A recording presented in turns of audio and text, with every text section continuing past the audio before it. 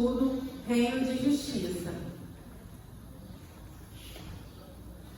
E a aula de hoje, ela vai ser dividida em 3 partes. O tema é Reino dos Homens e Reino de Deus. Nós vamos ver algumas diferenças entre o reino, o governo do homem, exercido pelo homem, na mão do homem, e o governo exercido por Deus. E as 3 partes vão ser assim. Nós vamos falar Saul versus Deus, por quê?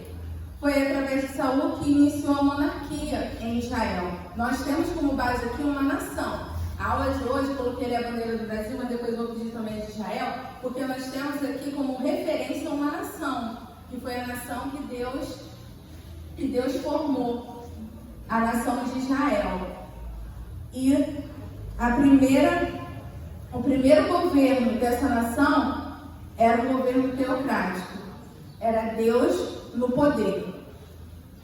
E a nação, ela pede um rei, e Israel passa agora a ser uma monarquia. A segunda parte do estudo, nós vamos ver sobre a justiça dos homens, a diferença da justiça dos homens e da justiça de Deus. Na verdade, nós vamos comparar os símbolos da justiça do homem com a justiça de Deus. E a última parte, essa é para cada um, tá? Para mim e para cada um que está aqui. Obrigada, irmã. Nós vamos fazer uma reflexão. Quem eu sou? Tá? A gente já pode ir pensando sobre isso. Quem eu sou? Um nobre ou um plebeu? Quem você é? Quem nós somos? Tá? Livres ou escravo? Você é uma pessoa livre ou uma pessoa escrava? Uma pessoa nobre ou uma pessoa comum? É o que nós vamos descobrir no final da aula. Vamos começar então a respeito. Aqui comeu um pouquinho. Deixa eu ver. Sim. As diferenças da monarquia para a teocracia. E nós vamos começar vendo as principais diferenças. Na teocracia, quem consegue ler aqui para mim? Quando é Deus no poder, quem consegue ler aqui para mim?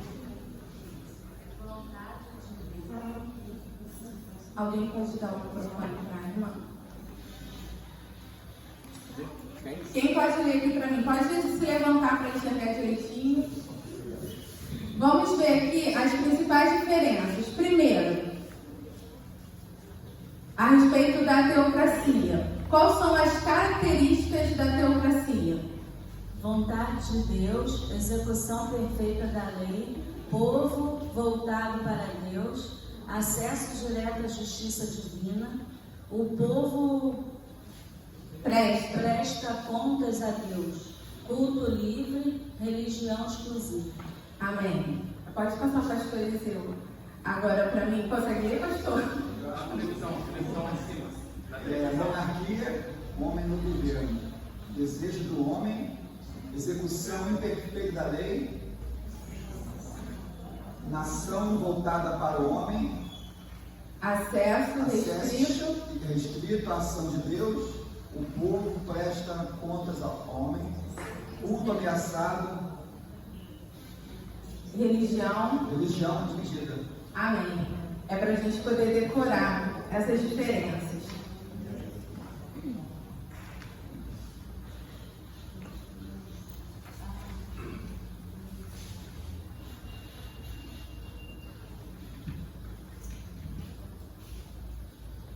Gente, então nós vamos analisar aqui os 2 sistemas de governo mais antigos do mundo, tá? Os 2 sistemas de governo mais antigos do mundo, que é a teocracia e a monarquia, tá? Eu acho que é até interessante da gente falar sobre esse assunto, porque nós não temos, assim, muita referência sobre monarquia, porque tem já bastante tempo que o nosso sistema de governo é a república. E a república ela é bem diferente, porque os nossos representantes, nossos governantes, eles são eleitos de que forma? Através do voto.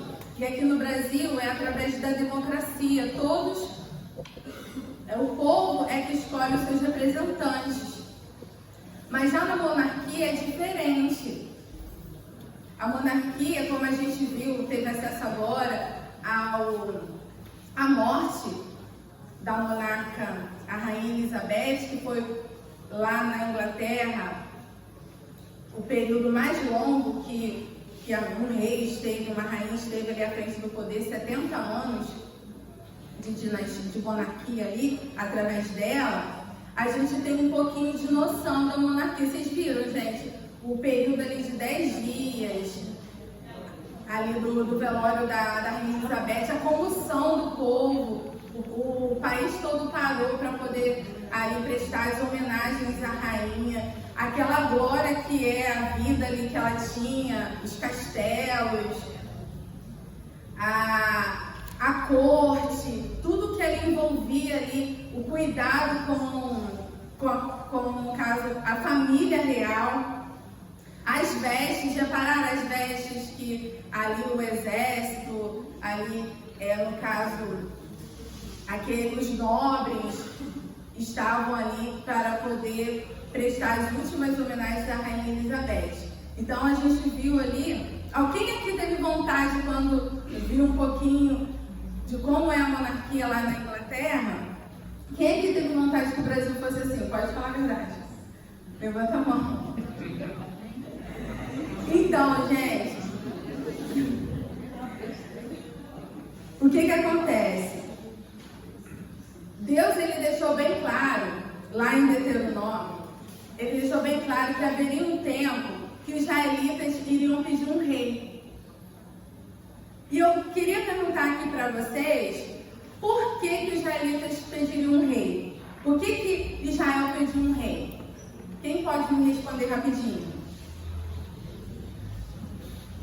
Primeiro porque todas as nações próximas de Israel tinham um rei. Então, por esse motivo, eles queriam também ter um rei. Verdade. Ok. Então, eles queriam um rei para que eles pudessem parecer com as outras nações. Eles queriam um rei para que eles pudessem, né, se parecer com as demais nações. E aí o que eles fazem? Eles vão e rejeitam a teocracia. Eles rejeitam a Deus. Mas nós vamos ver aqui agora algo muito interessante, porque Deus, ele, através de Samuel, ele passou para a nação de Israel as consequências de ter um governo na mão de um rei. Vamos ver lá em 1 Samuel, no capítulo 8, a partir do verso 17, a partir do verso 7.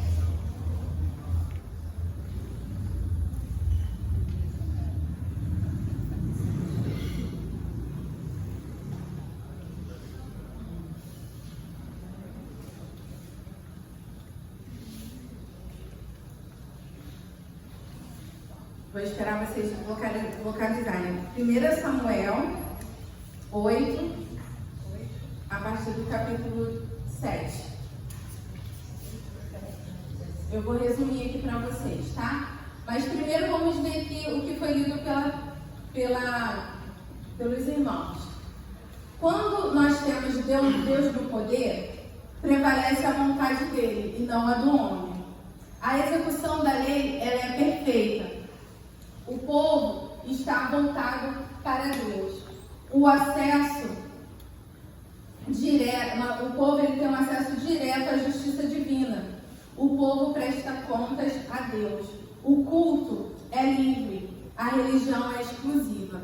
Então, se tratando aqui da nação de Israel, quando existia a teocracia, a religião ela era exclusiva. A religião, como a gente entende, ela tem o significado de religar o homem a Deus. Em latim é religare, quando o homem ele busca se voltar para Deus. E num governo teocrático, essa religião, ela era exclusiva do Deus Criador do céu e da terra. Não tinha interferência do homem. E o culto a esse Deus era livre. Então, por exemplo, e a referência que a gente tem da teocracia, qual é a referência? Olha aqui pra mim, gente. Qual é a referência que a gente tem da teocracia? A referência é do povo durante os 40 anos no deserto. Porque durante os 40 anos no deserto, o governo ali ele foi totalmente teocrático. A gente sabia que tinha Moisés, que era o profeta, que tinha Arão, que era o sacerdote. E aí o que acontecia? O profeta era aquele que falava exclusivamente da parte de Deus. Então o profeta ele não podia falar nada dele mesmo, ele não podia sugerir nada por conta dele mesmo, ele tinha que falar de acordo com o que Deus estava mandando. E de acordo com a necessidade daquele povo, por exemplo, o povo trazia causas para Moisés. Era Moisés que decidia. Se aquela situação que Moisés precisava julgar, pela lei que ele tinha, pela lei de Deus, pelos mandamentos que ele recebeu, se ainda assim ele estivesse ainda com dúvida em aplicar a lei, Moisés ia consultar a Deus. Então ele não fazia nada sem consultar Deus. Para onde a gente vai? Para que lado a gente vai? Era tudo direcionado por Deus. Ele não fazia nada por vontade própria. E o sacerdote, qual era a ação do sacerdote? Ele apresentava o povo diante de Deus. Ele ia ali diante de Deus para poder interceder pelo povo, receber o sacrifício, receber a adoração do povo e apresentar o Senhor ali como aquele que estava representando o povo diante de Deus. Então assim era a teocracia, tá? O povo se voltava para Deus, tanto que tinha a tenda, a tenda da aliança. Essa tenda ela ficava no meio da congregação de Israel e as 12 tribos em volta dessa lei. Então quer dizer, como se Deus estivesse ali no meio do povo, sendo o centro do povo. Tá? E o povo ia até aquela tenda para poder prestar culto ao único Deus. E tudo isso era muito perfeito, era muito exclusivo de Deus, sabe? Só que o povo, como nós também, nós às vezes queremos agir pela nossa própria vontade. Esses dias, às vezes eu tenho visto algumas pessoas muito tempo de crente e de repente a pessoa agora começa, se afasta da igreja e vai para a rede social publicar, não, porque agora eu vou ser quem eu quero ser. Antes eu fazia as coisas para agradar o homem, né, para agradar a família, mas agora eu sou livre e vou fazer o que eu quero ser, vou me libertar. E assim foi a nação de Israel. Porque a gente sabe que a gente tem duas naturezas, a natureza da carne e a natureza de Deus, que é a natureza espiritual. Então, se eu alimento o meu espírito, se eu vivo no espírito, com certeza a minha carne está presa.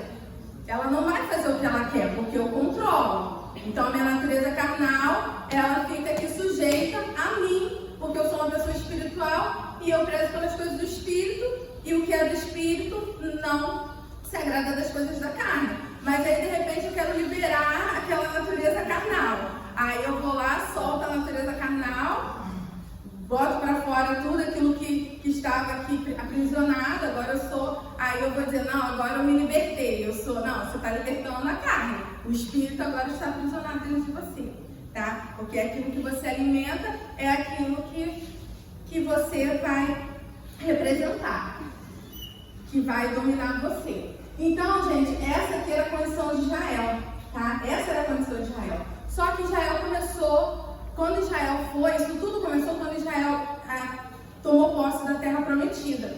E aí o que o Senhor fez? Dividiu a terra prometida com todas as tribos e só a tribo de Levi que ficou ali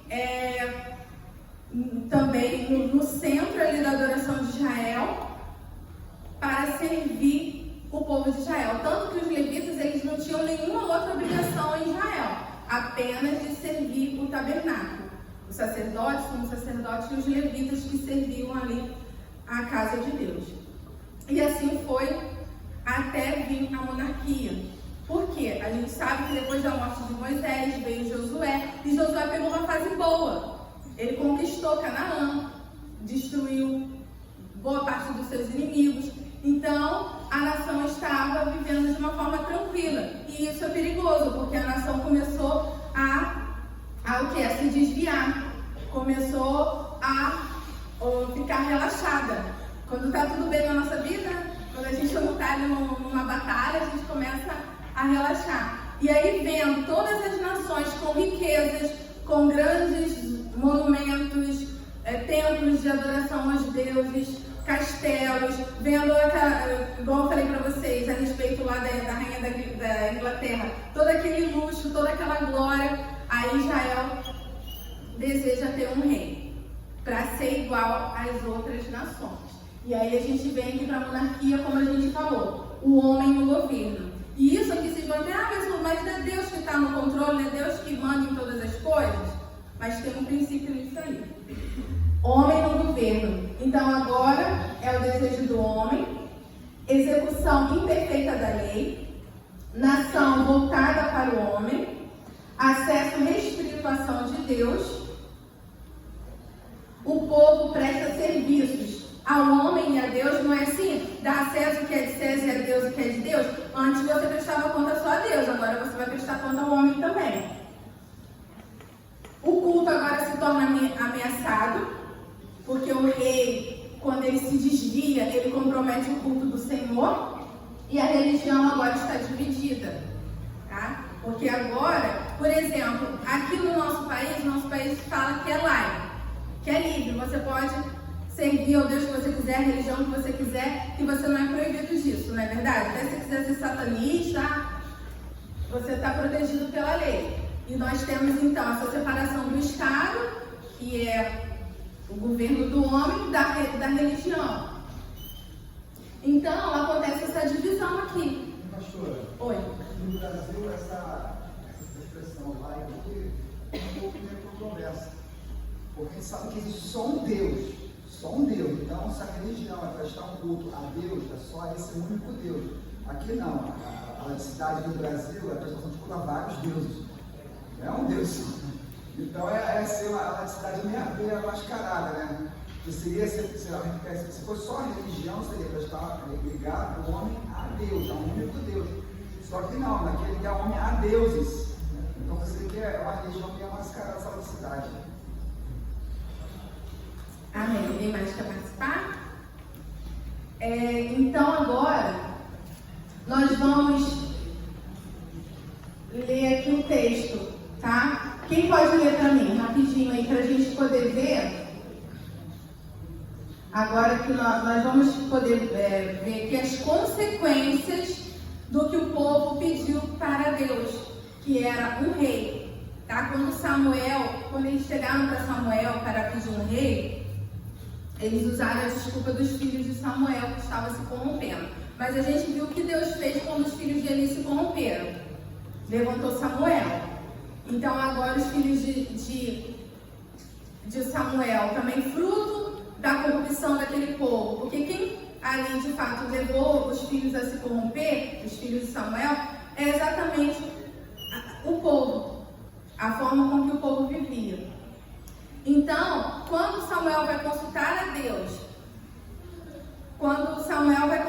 Deus a respeito do pedido dos príncipes de Israel para ter um rei, Deus fala para Samuel que ele não deveria ficar triste, porque na verdade o povo não estava rejeitando Samuel, mas estava rejeitando o próprio Deus. Porque ele o povo já tinha essa vontade já há muito tempo de ter um rei. E Deus permite. Só que Deus pediu assim, Samuel, reúne todo o povo, explica para o povo as consequências de ter um rei. Vamos ver essas consequências? Quem pode ler para mim? E disse o Senhor a Samuel: ouve a voz do povo em tudo quanto te dizem, pois não te tem rejeitado a ti, antes a mim me tem rejeitado, para eu não reinar sobre eles. Conforme a todas as obras que fizeram desde o dia em que os tirei do Egito, até o dia de hoje, a mim me deixaram, e a outros deuses serviram, assim também fazem a ti. Agora, pois, ouve a sua voz, porém, protesta-lhes solenemente e declara-lhes qual será o costume do rei que houver de reinar sobre eles. E falou Samuel todas as palavras do Senhor ao povo que lhe pediam o rei. E disse: Este será o costume do rei que houver de reinar sobre vós. Ele tomará os vossos filhos e os empregará nos seus carros, e como seus cavaleiros, para que corram adiante dos seus carros.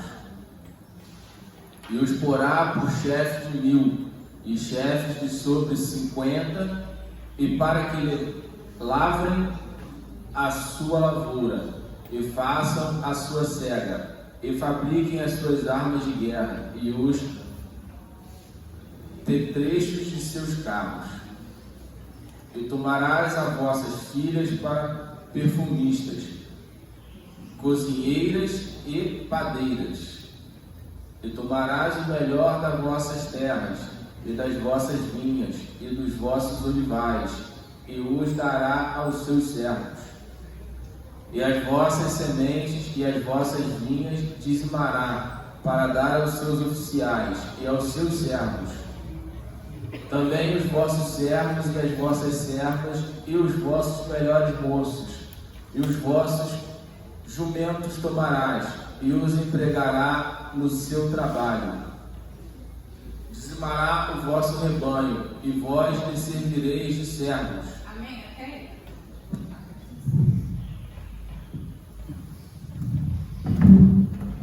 Deus, ele deixa aqui bem claro as consequências, porque o povo estava querendo agora ser governado por um rei. E ele diz que o rei ia tomar os seus filhos para servi-lo e para a guerra.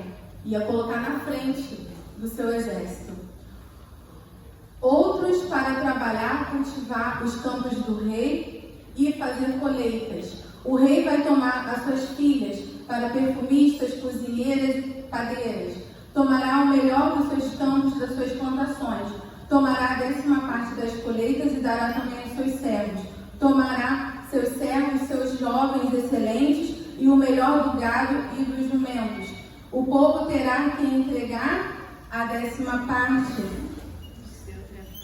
Isso, dos seus rebanhos. E vocês mesmos serão escravos do rei. Olha o que a nação aqui estava pedindo. Estava se colocando na mão do homem. Por isso que Jesus fala, dá a César o que é de César, porque era direito do rei receber tributos, como até hoje a gente paga tributos também, impostos aqui no Brasil.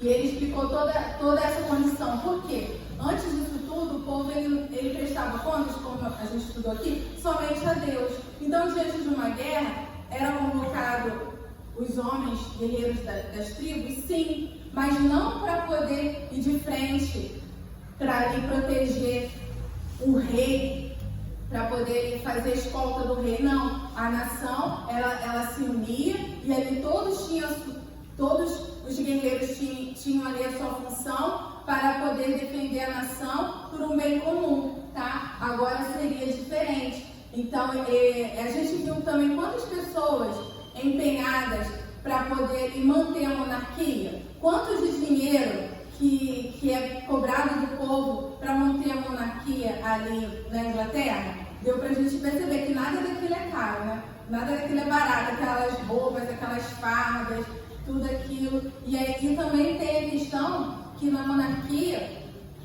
a descendência, a dinastia ali, ela não tem fim, vai passando ali de pai para filho, né? Ali os sucessores ali ao trono, que vão ter o direito ao trono, como a gente viu o filho da rainha, o William, e depois agora Charles, né? Príncipe Charles, ele é seu filho, que agora é o primeiro na linha de sucessão, e assim era. E a dinastia, ela só se perde com a morte, quer dizer, o reinado com a morte ou com a renúncia do rei, né? Ou no caso de Israel, quando Deus ia lá e tirava, quando tirou Saul e todos os seus descendentes e levantou Davi, que essa foi uma condição que Deus impôs.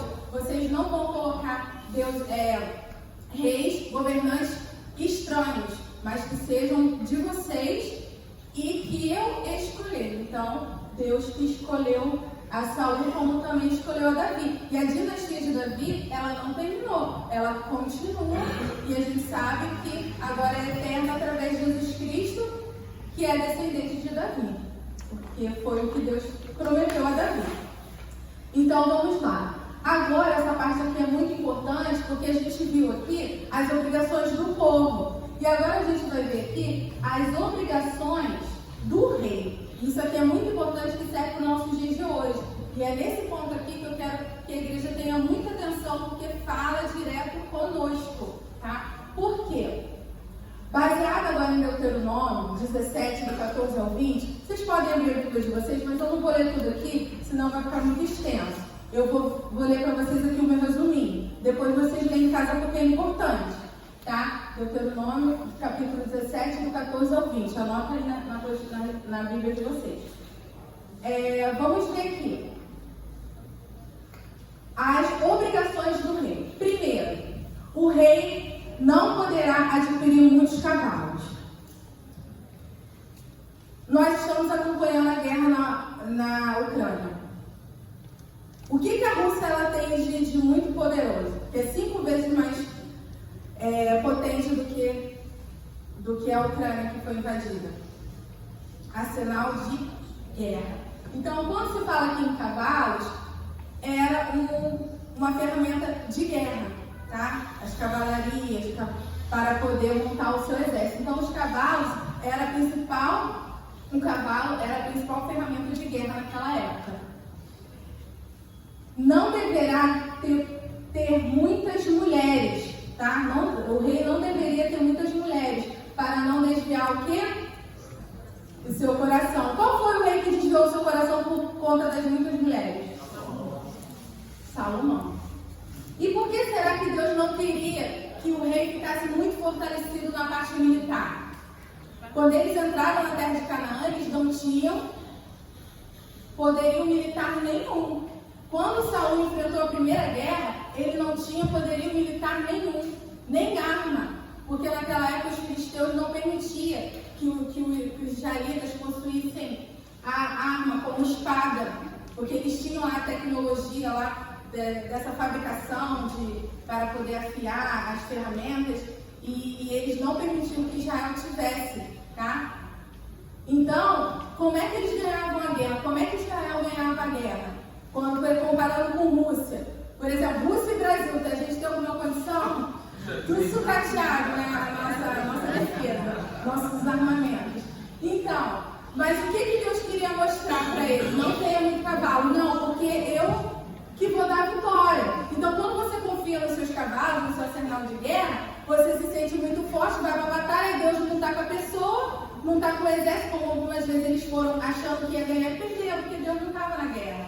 Não estava de frente. Então, Deus falou, dependa de mim. O exército é meu, as ferramentas são minhas, tá? Então, por isso, muitas mulheres a gente já sabe que é o exemplo de Salomão. Como Salomão se desviou até a outros deuses, depois de tudo que ele viveu em Deus, por conta das mulheres que ele tinha. Acho que era 1000 mulheres, né? Não sei quantas concubinas. Então, vamos lá. Não deverá acumular muito ouro, prata para si. Não deverá acumular muita riqueza. Aí a gente volta a Salomão. Salomão não era a glória daquela época? O reino mais glorioso, mais rico daquela redondeza? Então, por que Deus está falando aqui? Que não deveria acumular muito ouro e nem prata. Olha essa última palavra aqui. Para si. Tá? É diferente, porque Deus deu riqueza para Salomão. Só que essa riqueza, ela precisa beneficiar a todos.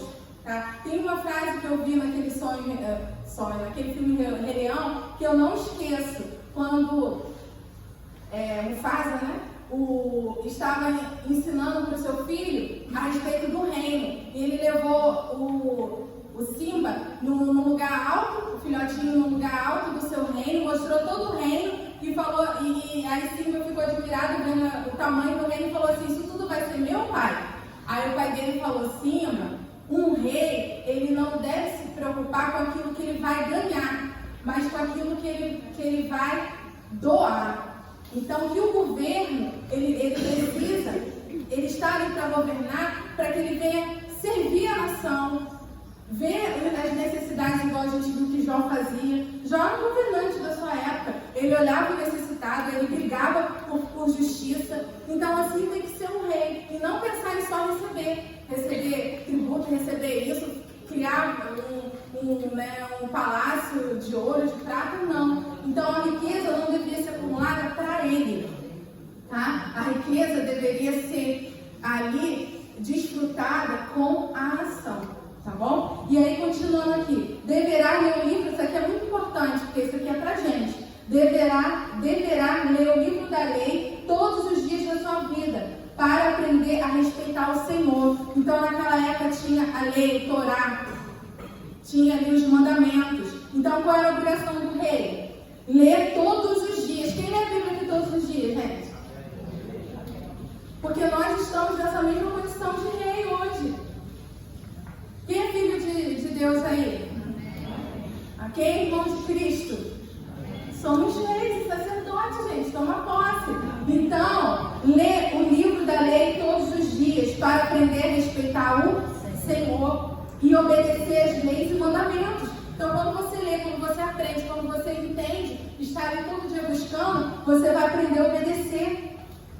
E terá que fazer uma cópia da lei e, eu não continuei aqui por causa do espaço, e está sempre com ela, nunca largar. Então, o rei deveria ter uma cópia da lei para estar andando ali e dormir com ela, estar sempre com aquela cópia, para ele poder estar sempre meditando na palavra. E o propósito disso tudo aqui, tá?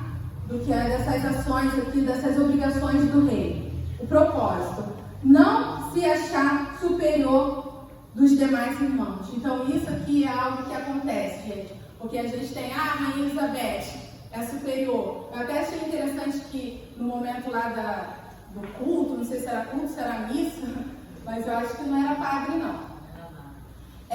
Que estava ali fazendo ali a despedida, chamou a Rainha Elizabeth de nossa irmã. E aqui fala que não se deve achar que o rei, ele precisa cumprir esses mandamentos para ele não se achar superior aos demais irmãos. Quem era Saul? Foi tirado ali entre os demais irmãos da tribo ali de Benjamim. Davi não foi tirado ali da tribo de Judá, dentro dos irmãos.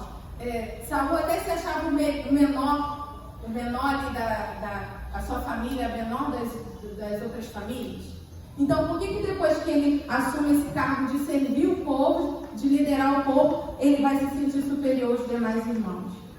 Então, não é um cargo que faz a gente ser superior. Tanto que Jesus, para bater muito nessa tecla, ele ensinou: quer ser grande? Quando os discípulos vou julgar as 12 tribos de Israel, né? Cada discípulo ali vai julgar as tribos de Israel. Então, eu sou superior aos meus irmãos. O que Jesus fala?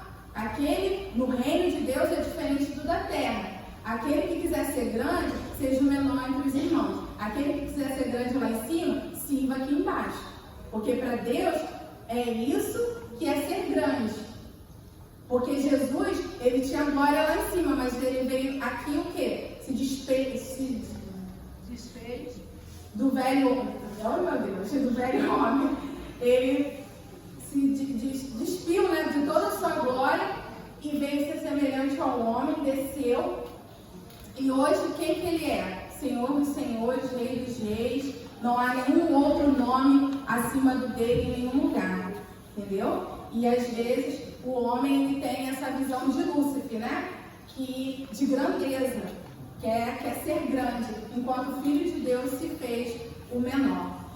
Está na hora do ofertório, os irmãos podem se preparar para ofertar. Eu só vou falar aqui o segundo propósito: não se desviar da lei. Então, o propósito disso tudo aqui, de estar sempre meditando todo dia na palavra de Deus, é para não se desviar da lei e garantir um reinado longo e feliz, bem como para os seus descendentes. Então, foi aqui que Davi prevaleceu, tá?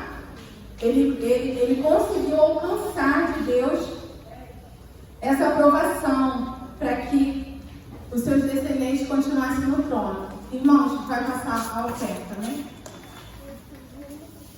Amém. Senhor nosso Deus, nós te agradecemos por essa oportunidade. oportunidade de invocar o teu nome para poder, Senhor, abençoar cada ofertante nessa manhã, Deus.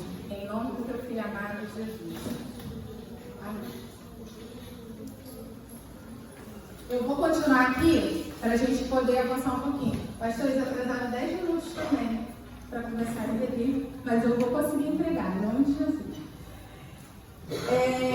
Eu vou pular a segunda parte do nosso estudo, tá? Não, deixa eu só dar uma introdução nessa segunda parte. Pode colocar a imagem para mim, Estela?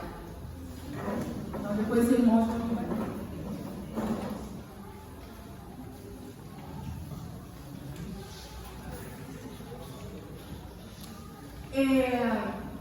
Nós vamos falar aqui sobre a justiça dos homens e a justiça de Deus.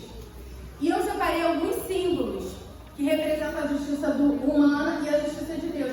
Mas eu quero falar aqui, eu podia falar de outras características, mas vou falar só sobre uma para a gente passar para a terceira e última etapa da aula. Vamos ler para mim? Qual o primeiro símbolo que está ali? Podem continuar.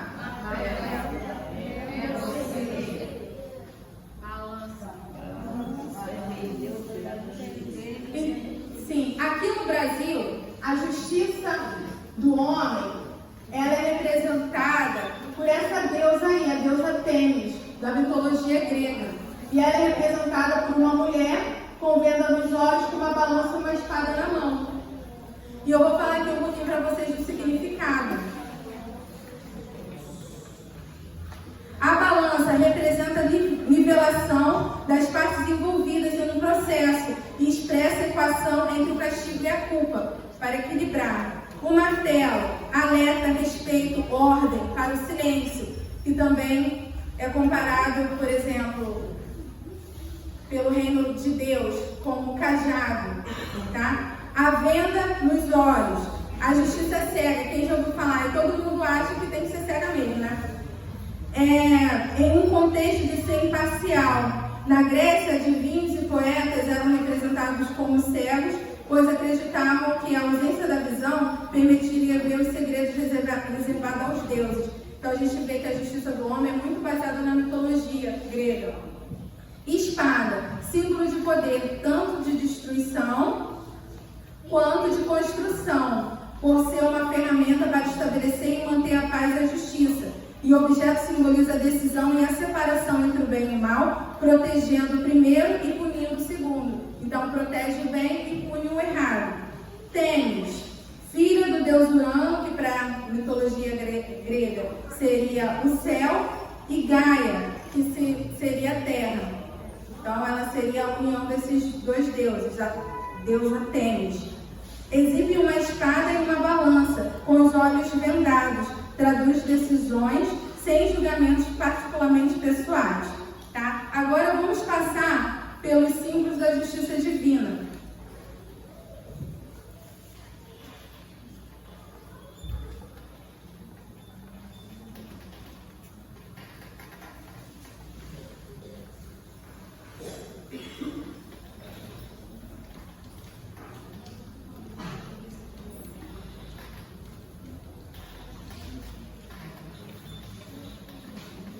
Amém. Então vamos lá. Podem ler para mim o primeiro? Todos.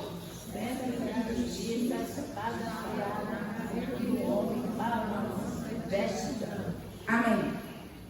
Então vamos falar um pouquinho sobre os símbolos da justiça divina. A espada afiada sai da boca de quem, gente? Deus.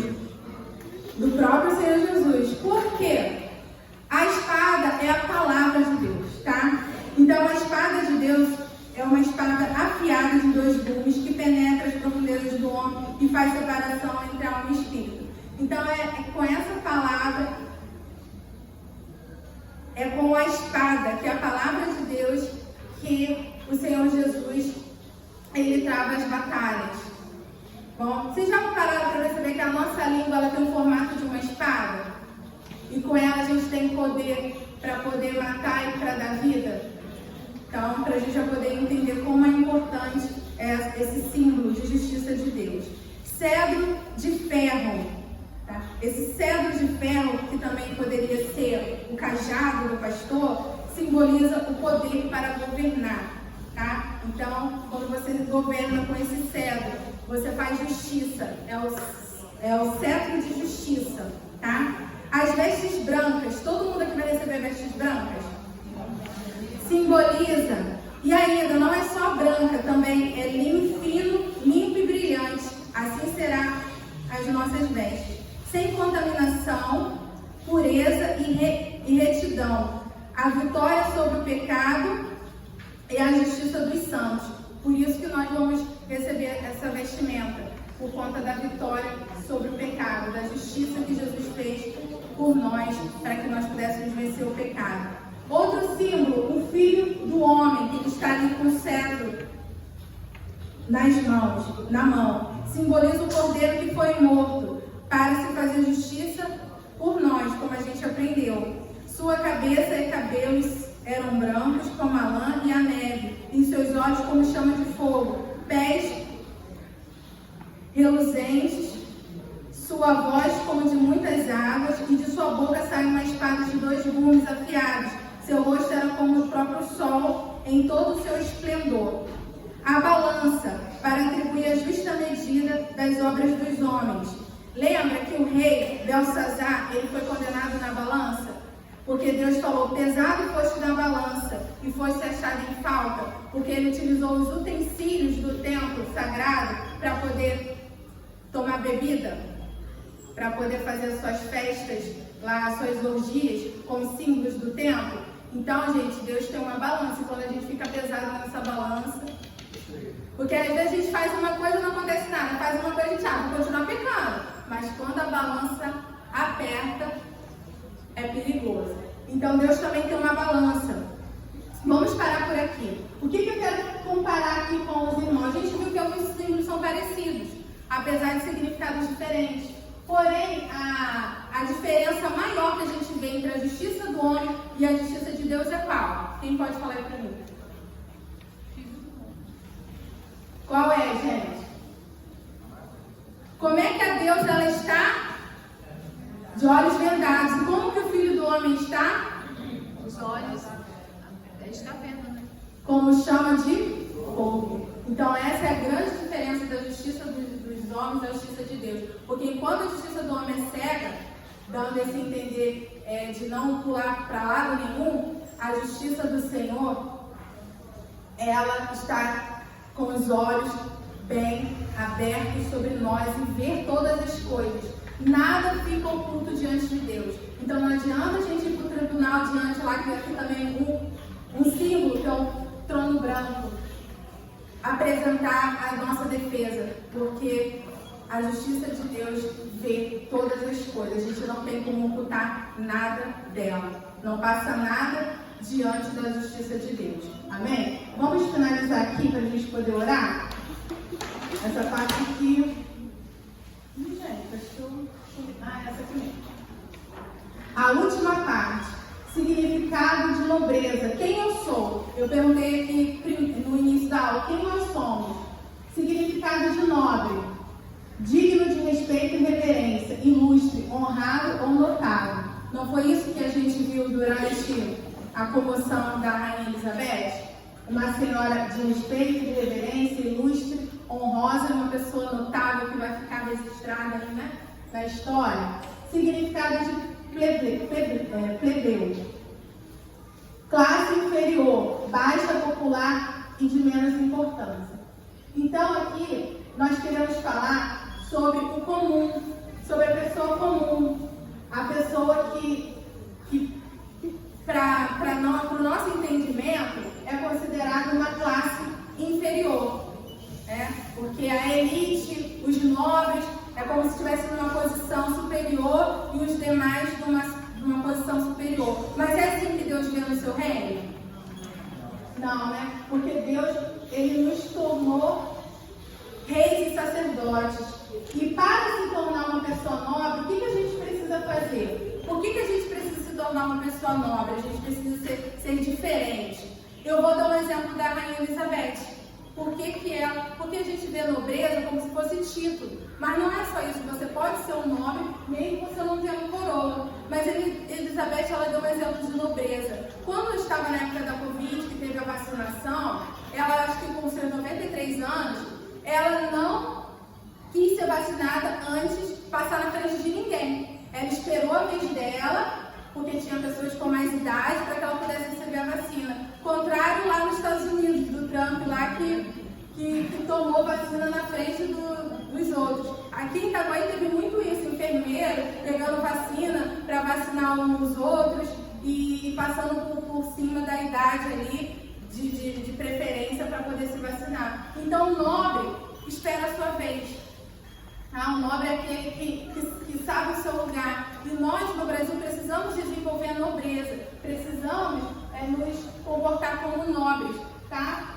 E aqui em Daniel, para a gente poder terminar, Daniel ele vai revelar a estratégia do anticristo, tá? Quem pode ler para mim 11:24, rapidinho, para a gente poder concluir essa aula, porque essa é a parte aqui mais importante, para a gente saber por que a gente precisa ser um nobre. Lá em Daniel 11:24, eu vou ler para vocês. Virá também caladamente aos lugares mais férteis da província e fará o que nunca fizeram seus pais, nem os pais de seus pais. Repartirá entre eles a presa e os despojos e os bens e formará os seus projetos contra as fortalezas, mas por um certo tempo. Aqui está falando sobre a pessoa do anticristo. Porque o que o anticristo vai fazer para ele poder assumir o poder? Qual vai ser a estratégia do inimigo? Ele vai repartir com a classe baixa, ele vai repartir os despojos, ele vai repartir as terras. Assim, ele vai conquistar as nações para que ele possa assumir o poder. Ele vai distribuir muita riqueza. E João, ele nos ensina a identificar o anticristo. Lá em 1 João 4:3, revela a mente do anticristo, que é aquela mente que se opõe a tudo que se refere a Jesus Cristo, que não confessa Jesus Cristo. Então, gente, por que eu estou falando isso para vocês? Semana que vem é época de eleição, tá? E nós precisamos agir como nobres. Porque aqui, gente, o que acontece? O que o anticristo faz? Ele lança a isca, tá? Ele está lançando a isca para poder pescar o peixe. Então, aqui, como o anticristo promete dividir terras dos ricos com o pobre, assim o anticristo também ele faz. E nós já estamos vivendo a implantação da marca do anticristo. E a marca do anticristo, ela começa se voltando contra tudo que é da palavra de Deus. E aí o que acontece? Quando o brasileiro quer votar, o que ele pensa? Será que vai aumentar a Bolsa Família? Será que eu vou conseguir um emprego? Será que eu vou conseguir me dar bem? Então você negocia o seu voto. Aí quando as pessoas estão lá, né, no poder, o que eles fazem? Eles também negociam, que é o tomar lá da cá que a gente reclama. Eles só provam a lei se for benefício para eles também, para si. Então a gente não pode pensar em nós na hora de votarmos. Nós temos que pensar no povo, no coletivo. A gente tem que pensar como nobre. Porque o anticristo ele vai vir assim. Ele vai dominar todos, oferecendo vantagens para todos. E aí o que vai acontecer, gente? Nós vamos comprometer a lei e a palavra de Deus. Porque quando a gente pensa num candidato para votar, o que a gente tem que pensar? Se esse candidato é como as obrigações que Deus passou ali. Se esse candidato, ele cumpre a palavra de Deus. Se ele conhece as leis e os mandamentos de Deus. Porque se um candidato for contrário a essa palavra aqui, essa é a sua posição. De votar ou não, estou passando fome. Mas eu não vou contra a palavra de Deus. Porque quem me sustenta é Deus, não é o homem. Tá? Então tome muito cuidado com isso. Eu convido a igreja agora a se colocar de pé para a gente poder orar nesse sentido. Por isso que eu pedi aqui a bandeira do Brasil. Eu vou pedir alguém para orar para mim, para a gente poder concluir. Pedir desculpas ao pastor, porque Essa aula de hoje ela estava sendo muito cobrada a Deus por conta da nossa necessidade. Não ia ser esse mês que eu ia dar esse estudo, mas aí eu parei para pensar no mês antes da eleição, e essa semana eu parei para pensar, domingo que vem é eleição. A de Israel, pode pegar. Então eu gostaria de pedir aos irmãos que nós vamos fazer aqui intercessão pela nossa nação, para que a gente não venha ser governado pelo ímpio, para que o Senhor estabeleça a sua justiça sobre o nosso país, para que verdadeiramente a nossa nação seja livre, tá? Porque até hoje o Brasil ainda não é livre. O Brasil tem mentalidade de escravo. As pessoas vêm lá de fora para escravizar a gente aqui dentro. E a gente tem que começar a pensar como nobre. Nós somos donos do nosso país. E nós estamos sendo escravizados dentro do nosso país. Por quê? A gente tem a mentalidade de escravo, igual Israel, que depois de ser livre, pediram um rei. Amém? Quem se candidata a vir fazer essa oração e passar para o pastor Daniel? A irmã Marília? Vamos recebê-la com bastante carinho?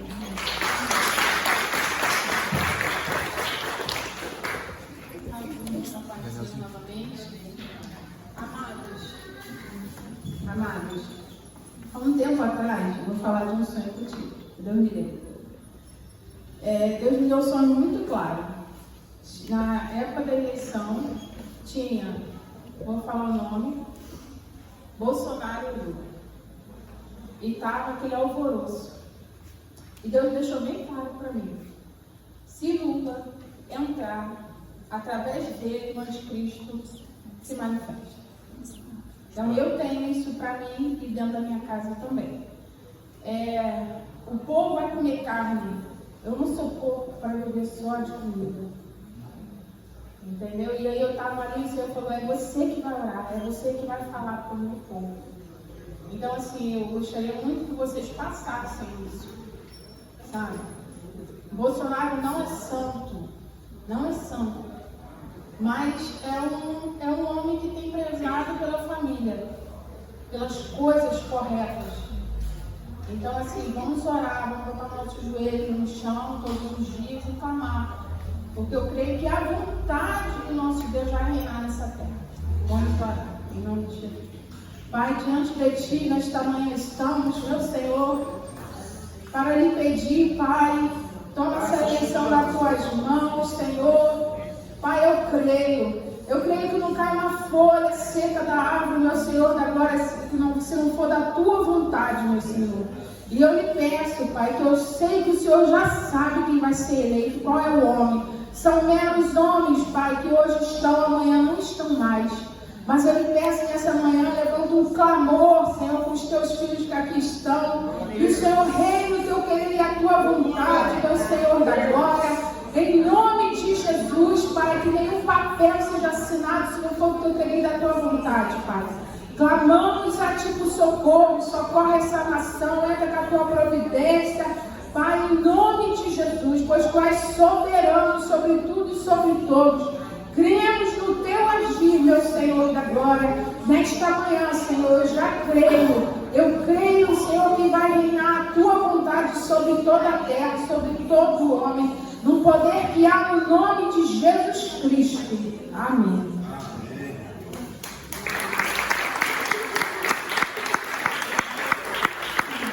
Vamos receber agora, com muito carinho, o nosso pastor Daniel.